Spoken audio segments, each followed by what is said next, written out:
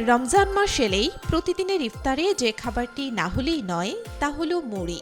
ছোলা, পেঁয়াজু, বেগুনি, আলুর চপ কিংবা জিলাপির সঙ্গে মুড়ির জমজমাট কেমিস্ট্রি যেন বাঙালির ঐতিহ্য। তবে দীর্ঘ সময় রোজা রাখার পর এই মুড়ি শরীরের জন্য কতটা উপকারী তা নিয়ে রয়েছে প্রশ্ন।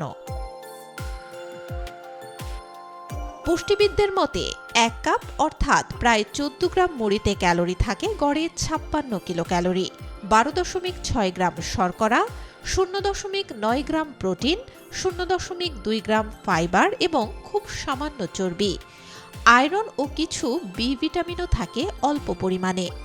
ক্যালোরি ও চর্বি কম হলেও মুড়ির গ্লাইসেমিক ইনডেক্স বা জিআই প্রায় 105, অর্থাৎ এটি খেলে রক্তে শর্করার মাত্রা দ্রুত বেড়ে যেতে পারে। সারাদিন না খেয়ে থাকার পর শরীর দ্রুত শক্তি চায়, সেক্ষেত্রে অল্প পরিমাণ মুড়ি তাৎক্ষণিক এনার্জি দিতে পারে। তবে সমস্যা হলো এতে ফাইবার ও প্রোটিন কম থাকায় পেট বেশি সময় ভরা থাকে না, ফলে অল্প সময়ের মধ্যেই ক্ষুধা ফিরে আসে।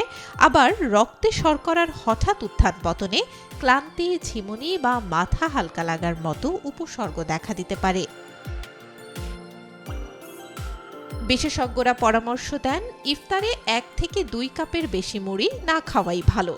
সঙ্গে রাখা উচিত শসা, টমেটো, পেঁয়াজের মতো ফাইবার সমৃদ্ধ সবজি, ছোলা বা বাদামজাত প্রোটিন এবং দইয়ের মতো প্রোবায়োটিক খাবার। এতে রক্তে শর্করা তুলনামূলক স্থিতিশীল থাকে। ডায়াবেটিস রোগীদের ক্ষেত্রে সতর্কতা আরও জরুরি। তাদের জন্য আধা কাপের বেশি মুড়ি না খাওয়া এবং অবশ্যই প্রোটিন বা স্বাস্থ্যকর চর্বির সঙ্গে খাওয়ার পরামর্শ দেয়া হয়।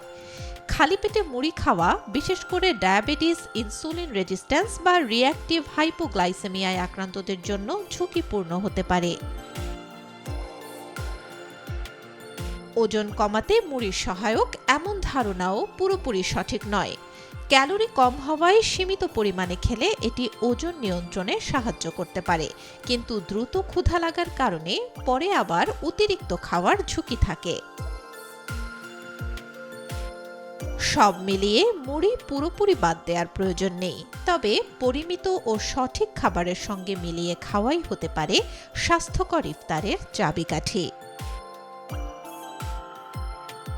Desk report, B News 24।